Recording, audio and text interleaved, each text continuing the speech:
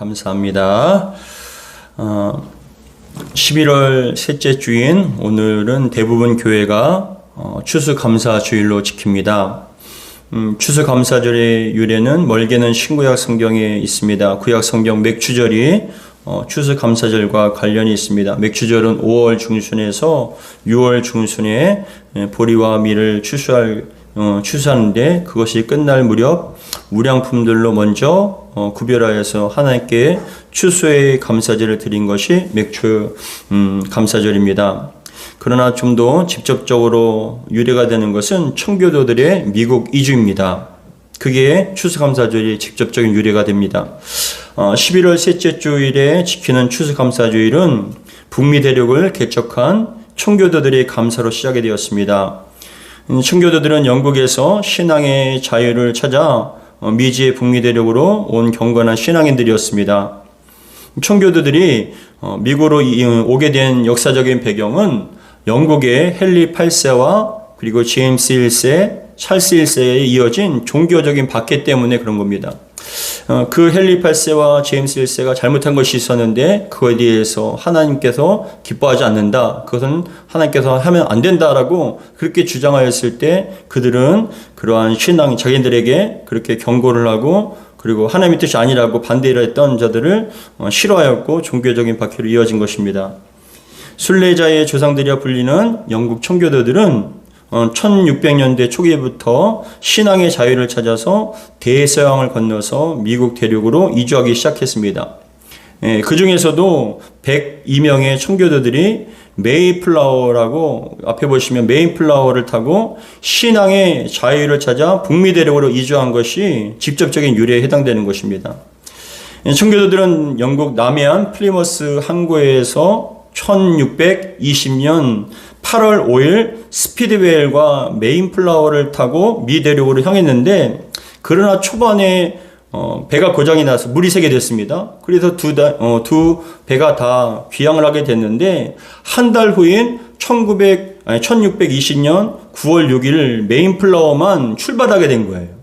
그래서 25명의 선원들과 102명의 청교도들이 승선하여서 미국을 대서양 중부지방인 버지니아를 목표로 재차 출발을 했습니다. 남자가 78명, 여자가 24명 등 전체 102명으로 출발했지만 항해 도중 한 명이 사망하고 또 한 명이 태어났습니다. 그림 보시면 그들은 그해 11월 11일 버지니아에 도착하게 됐는데 버지니아 대신에 미국 동부인 매사추세츠 케이퍼 카드 해안가로 도착을 하게 됐는데 그곳에서 5일 동안 주간을 답사한 후에 11월 16일 날 현재 플리머스에 정착을 하게 된 겁니다. 63일 동안 3,400마일입니다. 3,400마일은 5,440km에 해당됩니다. 이 5,440km를 64일 동안 멀고도 긴 그런 위험한 항해의 끝에 닷을 내리게 된 것입니다. 그들은 영국을 떠날 때 항구 이름을 따라서 그들이 도착한 것을 플리머스라고 그렇게 똑같이 이름을 명명했습니다.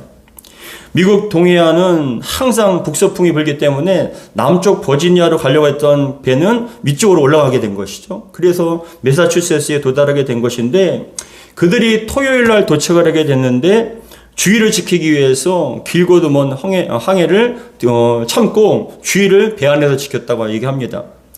그들은 63일 동안 5,440km에 해당하는 그런 먼 거리를 항해하는 동안에 찬송을 많이 불렀다라고 책에서는 얘기합니다. 그들은 후일에 이렇게 고백을 하는데 우리는 대부분 배에서 시편을 많이 찬송했다고 해요. 시편을 찬송하면서 주일날은 모두가 다 찬송을 하고 그리고 기도를 많이 했다라고 그렇게 고백을 합니다. 청교도 개척자들은 무사히 신대륙에 도착했지만 어려운 난관에 부딪히게 됐는데 그들이 하필 도착한 시간이 11월 중순인 거죠. 11월 중순에 그 미국에 있는 지역이 굉장히 강풍과 눈보라와 또한 지독한 추위, 질병, 식량 부족, 또한 원주민들의 냉대뿐만 아니라 들짐승들의 위협과 거할 집이 하나도 없는 그러한 절박한 상황이었던 것이죠. 결국 그 해에 겨울 2개월에서 3개월 동안에 그 2달에서 3달 되는 그 시간 동안에 102명이었던 사람이 절반이 죽게 됐어요. 배고픔과 질병과 추위로 인해서 102명이 도착했는데 절반이 죽게 된 것입니다. 특히 1월과 2월에는 혹독한 겨울에는 하루에 2명씩 3명씩 죽어갔다라고 그렇게 기록이 되어 있습니다. 생존자는 50명뿐이었고 그 중에 대다수는 다 지치고 건강이 악화된 그리고 질병에 걸리는 그러한 상황이었던 거예요. 최악의 상황이죠. 이러한 가운데 6명에서 7명 정도의 어떤 건강한 청년들이 또 사람들을 위해서 침실을 만들고 병자들을 간호하고 또 병자들과 노약자들이 옷을 빨아입히기도 하고 치면조와 사슴 등 사냥해서 고기를 주는 등 그냥 자발적으로 헌신하면서 같이 살아남으려고 노력했다는 것이에요. 그래도 따뜻한 봄날이 되자 생존한 청교도들은 땅을 개간하기 시작했어요. 씨를 뿌리고 또 가꾸어서 그 해의 가을엔 예상치 못하게 그래도 많은 열매를 거두었다라고 얘기를 합니다. 그들은 하나님 앞에 눈물로 감사하는데 시편 126편 6절 말씀처럼 울며 씨를 뿌리는 자는 기쁨으로 단을 거둔다는 그 말씀을 붙잡고 감사했다라고 기록되어 있습니다. 청교도들은 추운 겨울에 황무지에서 살아남은 것을 감사하고 신앙의 자유를 허락하신 걸 감사하고 미 대륙 개척자로서 삼아주신 것을 하나님 앞에 깊은 감사하는 마음으로 감사를 드린 거예요. 결국 청교도들은 북아메리카로 건너온 다음 해인 1661년 가을에 하나님께서 주신 그 은혜를 감사하며 첫 추수감사 주일로 절로 예배를 드렸다고 합니다. 추수한 곡식들과 채소들 중 최고의 좋은 것들을 처음 익은 열매를 하나님께 드리면서 그들은 이렇게 기도했답니다. 우리는 대서양을 건너와 여러 친구들을 잃었습니다. 그러나 하나님은 우리에게 기대했던 것보다 더 많은 것을 주셨습니다. 하나님의 은혜에 감사하며 하나님께 첫 열매를 드립니다라고 감사하며 기도드리며 올려드렸다는 거예요. 그렇게 감사하는 마음으로 첫 추수감사 예배를 드렸는데 첫날인 주일에는 온종일 하나님께 기도하고 찬양하고 예배를 드렸고 둘째 날에는 칠면조 요리와 감자와 옥수수 요리를 만들어서 서로 나눠 먹었다고 해요. 다음 그림 보시면 셋째 날에는 그 씨를 뿌리고 농사를 짓는데 도움을 준 인디언들을 추장과 그 종족들을 초대해서 나눴다는 거예요. 근데 그들이 올 때 가지고 온 게 뭐냐면은 칠면조와 호박파이라는 거예요. 그래서 지금도 추수감사주일에는 호박파이와 칠면조를 먹는데 호박파이는 굉장히 크지 않습니까? 어떠한 맛보다는 양이 많기 때문에 그래서 칠면조를 먹었다고 얘기도 합니다. 그래서 칠면조와 호박파이와 또한 청교도인들이 준비했던 음식을 나누면서 교제하고 감사와 영광을 돌린 게 바로 추수감사주일의 유래가 된 것입니다. 90명의 원주민 인디언들은 칠면조 구운 요리와 그리고 호박파이를 가져와 친교를 나눴고 그로 인해서 지금도 호박파이와 칠면조를 먹게 됩니다. 청교도들은 통나무를 잘라서 교회를 짓고 학교를 지은 다음에야 집을 지었다고 얘기해요. 놀라운 일이죠. 자기 먼저 거할 집을 지은 것이 아니라 교회를 먼저 짓고 그 다음에 학교를 짓고 그 다음에 집을 지었다고 합니다. 그야말로 북아메리카의 개척자들은 믿음의 선조였던 것이죠. 철저한 주일 성수, 11조 생활, 경건 생활이 그들에게 몸이 배어 있어서 그렇게 시작이 된 게 바로 미국이라는 것이에요. 1623년 정착지 플리머스를 책임하는 행정관 월리엄 브래포드라는 사람이 추수감사절을 1623년에 공식으로 선포했어요. 이것을 우리에게 추수감사절 지키자라고 공식 선포했고 1789년 미국의 초대 대통령이에요. 조지 워싱턴이 이 추수감사절을 국가기념일로 선포한 거예요. 1789년 초대 왕 그 대통령 조지 워싱턴이. 그리고 추수감사절은 지역마다 날짜가 좀 각각이지만 1863년 미국의 16대 대통령이었던 아브라함 링컨이 정확하게 11월 넷째 주 목요일 날 지키자라고 해서 그때 공식으로 선언이 됐다고 합니다. 우리나라도 현재 예장 통합의 일부 교회들은 10월 마지막 주일 날 추수감사절을 드리기도 하는데 대부분 한국교회에서는 11월 셋째 주 주일날 추수감사절로 지키자 해서 우리가 오늘 지키게 된 것입니다. 이러한 역사 가운데 우리는 추수감사절을 지키게 되는데, 그렇다면 믿음의 역사를 가진 추수감사주의를 지킴을 통해서 저와 여러분들에게 어떠한 은혜와 영적 교훈을 주시겠습니까? 바라기는 오늘 말씀을 통하여서 저와 여러분들에게 주시는 추수감사주의를 맞이하는 저와 여러분들에게 귀한 영적 교훈과 은혜가 임하기를 주의 이름으로 축복합니다. 추수감사주의를 통해서 저와 여러분들에게 주시고자 하는 하나님의 영적 교훈과 말씀은 첫 번째, 먼저 하나님께 감사하라는 거예요. 먼저 하나님께 감사하라. 앞에서 추수감사절의 성경적 유래를 맥추절로 말씀드렸습니다. 맥추절은 5월 중순에서 6월 중순 밀과 보리를 추수하고 그것이 끝날 무렵 가장 좋은 우량품을 구별해서 하나님께 드린 것입니다. 출애굽기 23장 16절에는 다음과 같이 말씀합니다. 맥추절을 지키라. 이는 내가 수고하여 밭에 뿌린 것들의 첫 열매를 거둠이라. 첫 열매를 거둠이라. 거두게 하신 게 누굽니까? 하나님이시라는 거예요. 그래서 가장 먼저 누구에게 감사합니까? 날 도와준 그런 사람들, 대상들이 아니라 먼저 하나님께 가장 먼저 올려드리는 거예요. 감사를 올려드리는 거예요. 그래서 얘기합니다. 수장절을 지키라. 얘기합니다. 이는 내가 수고하여 이룬 것을 연말에 밭에서부터 거두어 저장함이라 라고 말씀을 합니다. 맥추절은 구약에 나오는 3대 절기에 여러분 유월절과 맥추절과 초막절 중에 그 중에 하나인데, 이 맥추절을 또 초실절이라고도 얘기해요. 맥추절은 보리를 거두고 밀을 거둔다고 해서 맥추절인 것이고, 초실절이라고도 얘기하는데 왜 초실절이냐? 첫 열매를 드리기 때문에. 첫 열매를 구별해서 드리는 것이기 때문에, 첫 열매를 구별해 드린다는 게 뭐냐? 하나님께서 주신 것이기 때문에 감사해서 먼저 드리는 거예요. 여러분들에게 이런 은혜가 있기를 주의 이름으로 축복합니다. 우리에게 주신 것이 누구십니까? 하나님이셔요. 누리게 하신 것이 누구십니까? 하나님이십니다. 그렇기 때문에 우리는 하나님께 정말 가장 먼저 감사의 마음을 먼저 하나님께 드리는 거예요. 하나님께 가장 먼저 좋은 것을 구별해 드렸을 때 하나님께서 기뻐하시는 겁니다. 창세기 4장에 보시면 아담과 하와 두 아들이 나옵니다. 이 아담과 하와 두 아들이 가인과 아벨입니다. 근데 이 가인과 아벨이 여러분 열심히 농사를 짓고 또 양을 키워서 첫 수확물을 하나님께 올려드리게 됩니다. 아버지 아담과 어머니 하와는 가인과 아벨에게 매일같이 얘기했어요. 뭐라고 얘기하냐면 세상의 창조주는 하나님이시다. 이 세상을 창조하신 분은 하나님이시고, 그리고 원래는 자신들은 원래 에덴 동산에서 살았지만 하나님 말씀에 불순종하여서 결국 저주를 받아 쫓겨나게 되었지만 하나님께는 우리에게 생육하고 번성하게 하시고 누리게 해주셨다. 너희들을 태어나게 하신 것도 하나님 은혜다라고 얘기합니다. 여러분 매일같이 이렇게 하나님에 대해서 창조하신 하나님, 그리고 우리를 구원하게 하신 하나님, 긍휼과 자비를 베풀어 주신 하나님에 대해서 가인과 아벨은 어렸을 때부터 듣고 살았습니다. 그래서 여러분 성인이 되어서 가인은 농사를 짓게 되었고 아벨은 양을 치는 목자가 되었어요. 그래서 추수에 가장 좋은 것들을 여러분 하나님께 제단을 올려드리는데, 가인은 자신의 곡물 중에 좋은 것을 드리고 아벨은 양의 첫 새끼와 기름 올려드렸습니다. 그런데 어찌된 영문인지 하나님께서 가인의 제단은 받지 아니하시고 아벨의 제단만 받으신 거예요. 이유를 모르겠는 거죠. 가인의 제단은 안 받고 아벨의 제단은 받았어요. 창세기 4장 3절에서 5절에 다음과 같이 얘기합니다.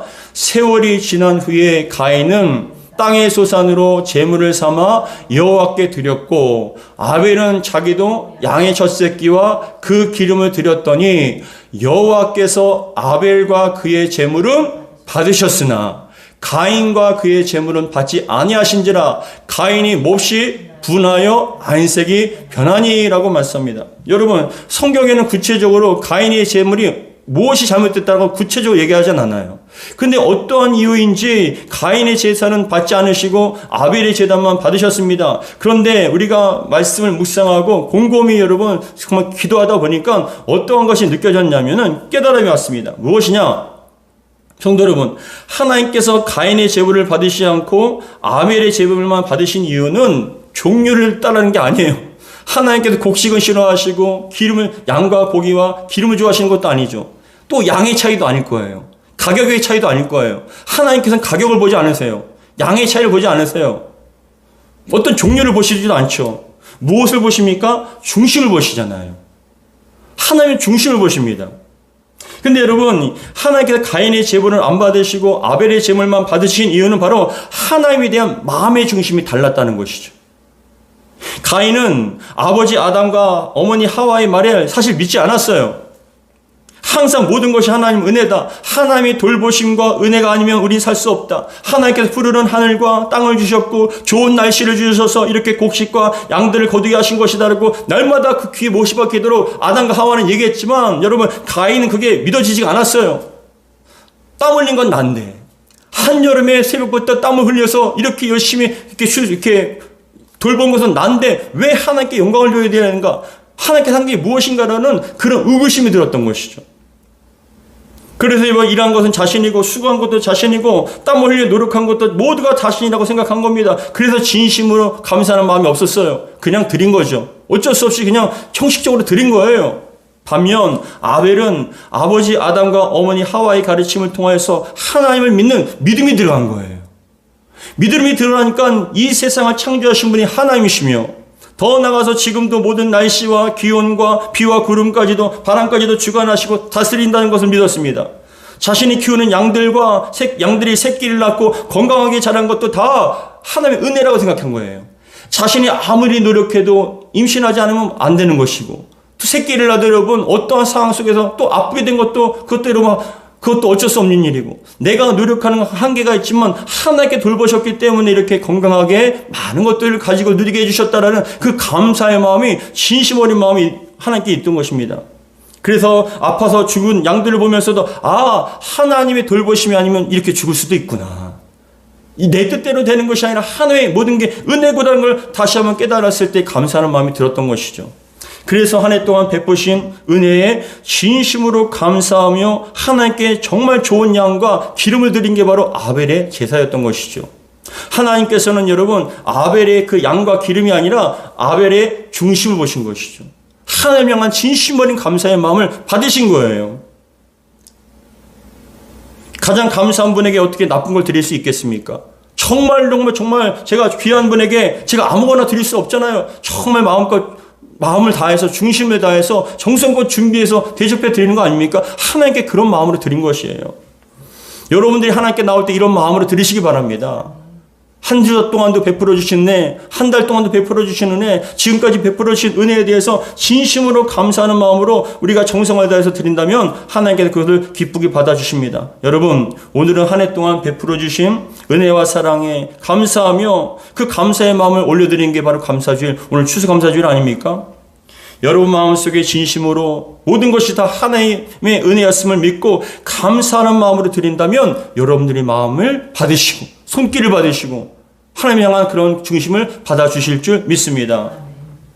시편에서는 여호와께 감사라고 말을 계속 반복합니다. 시편 107편 1절에도 다음과 같이 얘기합니다. 여호와께 감사하라.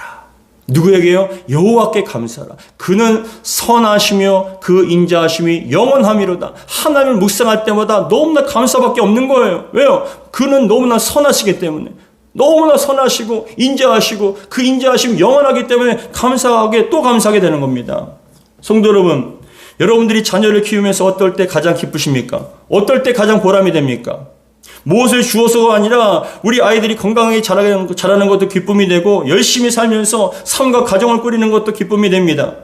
저도 자녀를 키우면서 많은 어려움이 있었습니다. 자녀를 돌보고 키우며 많은 것을 희생하고 사랑했습니다. 그런데 자녀를 키우면서 가장 기뻤던 건 뭐냐? 아이가 잘 되는 것도 기쁘고 건강한 것도 기쁘고 마음먹은 대로 되는 것도 기쁩니다. 근데 가장 기뻤을 때가 언제냐?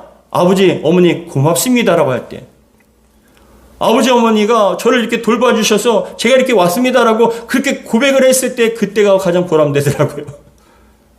받아서 맛이 아니에요. 그 보살핌과 사랑을 안다는 것 자체가 너무나 기쁜 거예요. 그것을 또 감사하게 여긴다는 게 얼마나 기쁨이 되는지 몰라요. 우리 하나님께서 마찬가지 아닙니까?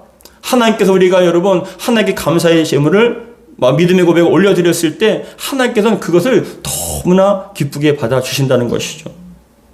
역대하 5장 13절에도 다음과 같이 말씀합니다. 역대하 5장 13절 나팔 부는 자와 노래하는 자들이 일제히 소리를 내어 여호와를 찬송하며 감사하는데 나팔 불고 재금치고 모든 악기를 울리며 소리를 높여 여호와를 찬송하여 이르되 선하시도다 그의 자비하심이 영원히 있도다 하며 그때에 여호와의 전에 구름이 가득한지라. 그때 여호와의 전에 구름이 가득한다는 건 여호와의 영광이 임하셨다는 거예요. 왜 임하십니까? 하나님은 진심으로 하나님을 찬양하고 기뻐하며 감사했을 때 하나님께서 그 찬양과 감사를 받으시고 임재하셔서 영광 받아주시고 임재하신다는 겁니다.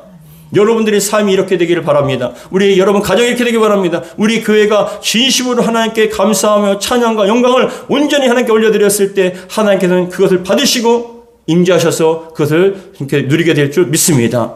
사랑하는 성도 여러분, 하나님께서는 우리가 하나님을 감사하며 찬양할 때 가장 기뻐하시는 거예요. 그렇게 돌보심을 아는 것에 대해서 너무나 흡족해 하시고 좋아하시는 겁니다. 진심으로 하나님께 감사와 찬양과 경배를 올려드리기를 주의 이름으로 축복합니다. 추수감사주의를 통해서 우리에게 주시는 영적 교훈과 말씀, 두 번째로는 그럼에도 불구하고 감사하라예요. 그럼에도 불구하고 감사하라. 먼저 감사하는 것도 감사하지만 그럼에도 불구하고 감사하라. 여러분 앞에 말씀드렸던 것처럼 총교도들이 메인플라워를 타고 미국에 도착했을 때 얼마 지나지 않아 그 중에 여러분 불과 2달, 3달 동안에 반이 죽었어요. 반 이상이 굶어 죽고 병들어 죽었어요. 추위에 여러분 죽었습니다. 게다가 남아있는 사람들마저 해마다 겹치는 흉년과 고통으로 인해서 그 배고픔으로 인해서 얼마만큼 고통스러웠는지 몰라요. 도무지 밝은 전망이 보이지 않았습니다. 근데 문헌을 찾아보니 전국적으로 금식기도를 선포하며 힘들 때마다 기도했답니다. 하나님께 금식하며 기도했다는 거예요. 하나님 이 상황을 돌봐주옵소서. 우리를 제발 도와달라고 금식을 선포하며 기도했다는 거예요. 어려울 때마다 금식 기도하고 작정 기도하고 함께 기도했답니다. 그런데 어떤 때인가 또 한번 대단히 어려운 형편이 놓였을 때 한 농부가 그렇게 고백했답니다. 또 금식을 선포하며 기도하려고 하는데 한 농부가 이렇게 얘기했답니다. 지금까지 우리는 금식하면서 하나님께 도와주기를 간절히 기도했습니다. 그러나 이제 달리 생각하기 원합니다. 비록 농사가 흉년이 들고 형제자매들이 병들어 쓰러짐으로 어려움을 겪었지만 그 가운데서도 우리는 감사할 것이 있다고 생각합니다. 그 중에도 감사할 것이 있다고 생각합니다. 식량이 풍족하지 않아도 여건이 유럽보다 편안하지 않지만 신앙의 자유가 있고 정치적인 자유가 있습니다. 그리고 우리 앞에는 광대한 대지가 열려 있습니다. 이것을 가지고 금식 대신에 감사의 기간을 정하는 게 하나님께 감사를 드린 것이 더 기쁘게 하는 것 아니겠습니까? 라고 감사의 여러분 기도를 올려드리기를 그렇게 제시를 했답니다. 농부의 말을 들은 참석한 사람들은 깊은 감화가 되어서 한 주 동안 금식 기간 대신 한 주 동안 감사의 여러분 작정을 갖고 한 주 동안 감사했답니다. 여러분 이게 얼마만큼 대단한 겁니까? 그럼에도 불구하고 감사하는 거예요. 최악의 상황에서도 하나님을 바라보면 여러분 감사할 거리가 생기는 거예요. 우리 현실을 볼 때 감사의 제목이 없을 수도 있고 있을 수도 있습니다. 직장과 사업과 자녀와 건강과 물질과 신앙과 믿음에 관련된 모든 것들이 마음먹은 대로 잘 풀리면 좋지만 마음먹은 대로 안 되기도 하고 가로막히기도 하고 넘어지기도 하고 정말 꼬이기도 합니다. 그런데 중요한 것은 그러한 상황 속에서도 우리는 감사할 수 있는가? 그것을 주님께서는 기쁘게 보시는 겁니다. 그런데 그럼에도 불구하고 감사해야 합니다. 왜냐하면 그 속에서도 우리에게 주시는 유익이 반드시 있어요. 하나님 영적 유익과 은혜가 반드시 있는 줄 믿습니다. 고난과 어려움을 통하여서 더욱더 기도하게 하시고 더 인내하게 하시며 영적인 능력과 믿음을 더욱더 성장하게 만드시는 그런 하나님의 뜻, 선하신 뜻이 우리에게 있다는 걸 우리는 알아야 합니다. 그럼에도 불구하고 감사하는 신앙이야말로 삶 속에서 여러분 강력한 힘을 발휘하고 세상이 감당하지 못할 그런 강력한 신앙으로 우리를 이끌어 주십니다. 그럼에도 불구하고 감사하시기 바랍니다. 에베소서 5장 4절에 다음과 같이 말씀합니다. 누추함과 어리석은 말이나 희롱의 말이 마땅하지 아니하니 뭐라고 얘기합니까? 오히려 감사하는 말을 하라. 이게 어떤 더러운 말, 어떤 그런 어리석은 말, 그런 말 하지 말고 오히려 감사하는 말을 하라는 거예요. 야, 이거 하나님 안 되나 보다. 이거 끝났나 보다. 우리 버렸나 보다. 그런 말보다 오히려 감사의 말을 하라는 거예요. 왜요? 그 속에서도 하나님이 선하신 뜻이 있기 때문에. 어떠한 상황 속에서도 감사하고 그럼에도 불구하고 감사하는 그런 사람은 사단마귀가 제일 싫어해요. 왜요? 어떻게 해볼 수가 없어요. 틈이 보이진 않아요. 하나님과 우리 사이를 여러분 갈라놓아야 되는데 어떠한 상황 속에서도 감사하는 우리는 하나님께 사단이 들어올 틈이 안 생기는 거예요. 틈이 생겨야 여러분 가정이 불화가 되는 거 아닙니까? 틈이 생겨야 우리가 넘어지는 거 아닙니까? 틈이 생겨야 교회가 무너지는 거 아닙니까? 그런데 어떠한 상황 속에서도 감사의 제목을 잡고 감사하는 사람들은 사단이 감당할 수가 없다는 것입니다. 다니엘과 세 친구도 마찬가지 아닙니까? 하나냐, 미사엘, 아사랴는 여러분 우리가 잘 아는 것처럼 어떠한 상황 속에서도 금신상을 만들어 놓고 그 앞에 절을 하게 했습니다. 그것을 들어가지 않으면, 절하지 않으면 불구덩이에 집어넣는다고 얘기했습니다. 그런데 여러분 이 하나냐와 미사엘과 아사랴는 그럼에도 불구하고 모든 사람들이 다 왕이 만들어 놓았던, 느부갓네살이 만들어 놓았던 신상 앞에 절을 하는데 이 세 친구는 절을 하지 않았어요. 고발을 합니다. 저 세 사람이 절을 하지 않습니다. 왕이 부릅니다. 지금 당장이라도 절해라. 늦지 않았다. 기회를 준다. 근데 여러분 뭐라고 고백합니까? 우리가 왕이 만들어 놓은 신상 앞에 절하지 않겠습니다. 하나님이 살아계시면 우리를 건져주실 겁니다. 불로부터 우리를 지켜주실 것이고 우리의 생명을 지켜주실 겁니다. 근데 뭐라고 얘기한 줄 아십니까? 그러나 그렇게 하지 아니함에도 우리는 절을 하지 않겠습니다. 그리하지 아니하실지라도 절하지 않겠습니다. 왜요? 그들에게 믿음이 있었던 거예요. 어떤 믿음이 있습니까? 우리가 죽어도 육신의 육신으로 죽어도 우리는 천국에 간다는 것. 우리는 죽어도 이 땅에서 죽어도 영원한 안식이 있는 영원한 정말 행복이 있는 그 천국에 간다는 그 믿음 때문에 여러분 모든 것에도 그럼에도 불구하고 감사하고 타협하지 않았던 것이죠. 사랑하는 성도 여러분, 여러분들에게도 이런 믿음이 있게 바랍니다. 항상 어떠한 상황에서도 감사하는 것이 하나님을 우리 향한 뜻입니다. 그러나 그럼에도 불구하고 데살로니가전서 5장 18절에 우리 잘 아는 말씀입니다.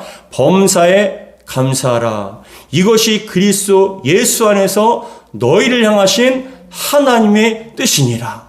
범사에 감사하라. 좋은 일이든 슬픈 일이든 여러분 어려운 일이든 고통이든 어떤 일에도 감사할 때 하나님께서는 우리를 향하신 뜻이 무엇입니까? 그 상황에서도 그럼에도 불구하고 감사하는 것이 하나님의 뜻입니다. 잘 될 때 감사하는 건 다 할 수 있어요. 그러나 안 될 때, 어려울 때, 가장 고통스러울 때 그럼에도 불구하고 감사하는 것은 신앙의 사람들만 할 수 있는 거예요. 여러분들이 그러한 신앙과 믿음의 사람들이 되기를 주의 이름으로 축복합니다. 그래서 범사에 감사하라. 디모데전서 4장 4절에도 다음과 같이 얘기합니다. 하나님께서 지으신 모든 것이 선함에 감사함으로 받으면 버릴 것이 없나니. 범사에 하나님 이 고통도 또한 우리가 실패하는 것도 이것이 더 기도하는 것이군요. 인내하라는 것이군요. 그 속에서 또 하나님 앞에 감사의 점을 찾으는 건요. 하나님께 더 큰 걸 주시려고 하시는 거군요라고 그렇게 모든 것에서 감사하고 감사함으로 받으면 버릴 것이 없다는 것이죠. 그럼에도 불구하고 이 신앙이 감사가 되기를 주의 이름으로 축복합니다. 세 번째, 추수감사주의를 통해서 저와 여러분들에게 주시고자 하는 영적 교훈과 말씀. 세 번째는 항상 계속 감사하라. 항상 계속 감사하라. 먼저 하나님께 감사합니다. 그럼에도 불구하고 감사합니다. 그러나 감사는요 끊어져서는 안 돼요. 중간에 여러분 멈춰져서는 안 돼요. 항상 계속 감사라는 것입니다. 오늘 본문 에베소서 5장 20절 오늘 본문 같이 한번 읽겠습니다. 같이 읽겠습니다. 시작. 범사에 우리 주 예수 그리스도의 이름으로 항상 아버지 하나님께 감사하며. 아멘. 이 5장 20절을 세 번역 성경이 다음과 같이 하게합니다. 모든 일에 언제나 우리 주 예수 그리스도의 이름으로 하나님 아버지께 감사를 드리십시오. 참 저에게 주는 은혜가 컸습니다. 모든 일에 언제나. 모든 일에 언제나 하기는 쉽지 않아요. 범사이라는 것은 여러분 모든 일이죠. 근데 더 중요한 건 뭡니까? 항상. 우리가 때로 원망이 여기까지 나올 때가 있죠. 입술로 고백할 때도 있어요. 하나님께서 들으셔요. 마음으로 생각하는 것도 하나님께 들으십니다. 그런데 우리가 범사에 항상 감사하는 것은 하나님께서 보고 계시고 다 듣고 계시잖아요. 저 영혼이 나를 믿는구나. 감사할 수 있다는 건 뭐냐? 하나님이 살아계심을 믿기 때문에 우리는 감사하는 거 아닙니까? 하나님이 전능하심을 믿기 때문에 감사할 수 있는 거예요. 그래서 범사에 우리 주 예수 그리스도의 이름으로 항상 아버지 하나님께 감사하며. 범사와 항상. 이 두 단어가 굉장히 중요한 핵심 단어죠. 범사의 모든 일에 그리고 항상 언제나 영역을 얘기하는 것이고요. 범사라는 건 영역을 얘기하는 거예요. 모든 영역. 그리고 항상이라는 것은 여러분 시간을 영역을 얘기하는 거잖아요. 그죠? 시간을 얘기하는 것이죠. 모든 일에 항상 우리가 하나님께 감사하는 겁니다. 그런데 그렇게 할 수 있는 그 능력은 무엇이냐? 우리가 예수 안에 있을 때. 예수님께 믿음의 뿌리를 내리고 예수님 안에서 우리 신앙과 믿음이 그렇게 견고하게 섰을 때 우리는 항상 범사에 감사할 수 있다고요. 골로새서 2장 6절부터 7절에 다음과 같이 얘기합니다. 그러므로 너희가 그리스도 예수를 주로 받았으니 그 안에서 행하되 그 안에 뿌리를 박으며 세움을 받아 교훈을 받는 대로 믿음에 굳게 서서 감사함을 넘치게 하라. 여러분, 이게 영적 비밀입니다. 우리가 주님 안에 뿌리를 내렸을 때, 예수 안에 뿌리를 내렸을 때, 또한 그 안에서 세움을 받았을 때 우리의 믿음은 견고해지는 거예요. 감사할 수 있어요. 참 신기한 일 아닙니까? 환경과 상황과 그 문제만 바라봤을 때는 감사가 안 나와요. 솔직히 안 나와요. 근데 그 속에서도 예수님을 발견하고 예수님을 바라볼 수 있게 되면은 그 상황 속에서도 오히려 또 감사가 나와요. 수시로 바뀌죠. 주님이 보이지 않았을 때 원망이 나오고 불평이 나오고 끝난 것 아닌가라는 그런 정말 두려움이 생깁니다. 근데 그 속에서 또 주님이 보여줬을 때는 다시 한번 우리가 그 속에서 또 주님을 신뢰하는 믿음이 생기니까 하나님 이 속에서도 역사해 주실 줄 믿습니다. 이게 지금의 과정이지만 그러나 성경에서 뭐라고 말씀하시냐? 너희들이 예수 안에서 뿌리를 내려라. 흔들리지 말아라네요. 뿌리를 내려라. 그리고 그 안에서 세움을 받아서 믿음에 굳게 서서 감사함이 넘치게 하라고 말씀을 하시는 겁니다. 여러분, 이게 바로 영적 큰 비밀이고 능력이에요. 감사하는 사람은요, 예수 안에 있는 사람. 감사하는 사람은 믿음의 뿌리를 사람이 아니고 머리 위에 세운 것이 아니라 반석 위에 정말 믿음의 뿌리를 예수의 여러분 말씀의 뿌리를 내렸을 때 우리는 그것을 흔들리지 않고 승리할 수 있다는 것입니다. 예수를 믿는 우리 그리스도인들은 안 될 때가 있고 또 잘 될 때가 있습니다. 가장 어려울 때가 있고 가장 힘들 때가 있습니다. 그러나 그 속에서도 범사에 항상 감사할 수 있는 건 바로 비밀이 예수입니다. 예수 안에 뿌리를 내리고 예수 안에 세움받아서 예수님 안에 있을 때 우리는 감사할 수 있습니다. 그래서 20절에도 에베소서 6장 20절 본문에서 다음과 같이 얘기합니다. 범사에 우리 주 예수 그리스도의 이름으로. 예수 그리스도의 이름이란 게 뭐냐? 예수 그리스도의 이름을 통해서, 예수님을 통해서, 예수님으로 인하여서, 그렇죠. 예수님으로 인하여, 예수님을 통하여 아버지께 하나님께 감사하라라고 말씀합니다. 예수님이 여러분 그것이 근원이 되고 뿌리가 되고 통로가 되어서 하나님께 감사가 올라간다는 것입니다. 그리스도인들은 잘 될 때, 가장 평안할 때도 감사합니다. 왜냐하면 여러분 안 될 때도 감사합니다. 우리 주님께서는 우리와 함께 하시고 우리를 붙잡아 주시고 우리에게 정말 감사의 제목을 많이 베풀어 주신 줄 믿습니다. 사랑하는 성도 여러분, 오늘은 추수감사주일입니다. 이 추수감사주일을 통하여서 정말 미국의 영국의 청교도인들이 미국으로 건너갔을 때 얼마만큼 핑크빛을 꿈꿨을까요? 얼마만큼 정말 잘 될 것을 꿈꿨을까요? 야, 거기만 도착하면 모든 게 잘 될 것이다. 모든 게 정말 은혜 가운데 잘 될 것이다. 이제는 신앙의 자유가 있을 것이다. 근데 막상 11월 중순에 도착했을 때 그들을 기다리고 있는 건 여러분 광활한 허허벌판이었고 추위와 배고픔과 질병이었습니다. 2달에서 3달 동안에 여러분 50명이 죽은 거예요. 반 이상이 죽어갔을 때 배고파 죽고 굶어 죽고 추워서 죽을 때 여러분 얼마만큼 마음에 낙담이 생겼을까요? 얼마만큼 힘들었을까요? 근데 저는 믿습니다. 그 속에서도 감사의 제목을 찾았을 거예요. 그 속에서도 주여 울며 씨를 뿌리면 기쁨으로 다는 거듭니다라는 그런 말씀 붙잡고 찬양하며 주님의 역사를 기대하며 감사했을 겁니다. 오늘 말씀과 같이 먼저 감사하고 그럼에도 불구하고 감사하고 항상 계속 감사했을 것입니다. 그로 말미암아 하나님께서는 그 감사의 인생 가운데 귀한 열매를 베풀어 주셨습니다.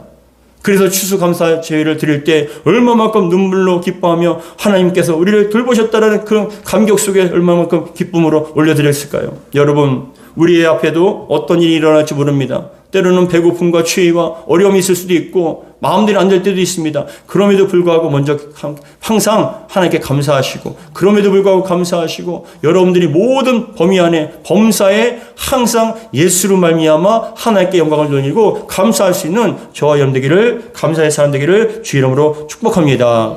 기도하겠습니다. 아버지 하나님 감사드립니다. 저희들에게 참 많은 걸 베풀어 주셨습니다. 가장 중요한 것 바로 믿음 주셨습니다. 건강 주신 것도 감사하고 물질 주신 것도 감사하고 삶이 가지고 누린 것도 감사하오나 가장 감사한 것은 이 악한 시대 속에 이단과 온갖 정말 종교들과 우상들이 아닌 바로 구원이신 예수 그리스도를 믿게 하신 것을 가장 감사합니다. 주여 저희들이 이 믿음에 따라 날마다 기도하며 나아가고 있습니다. 반드시 우리 인생의 믿음의 마지막에는 구원인 줄 믿습니다. 영원한 천국이 기다리고 있는 줄 믿사오니 이 지옥 같은 세상에서 항상 하나님을 찬양하며 감사하며 영광 돌리며 살아갈 수 있도록 도와주시고 마지막에 주님 앞에 섰을 때 정말 눈물로써 기뻐하며 감사하며 주님을 만날 수 있도록 도와주옵소서. 우리 주 예수 그리스도로 기도하옵나이다. 아멘. 우리 함께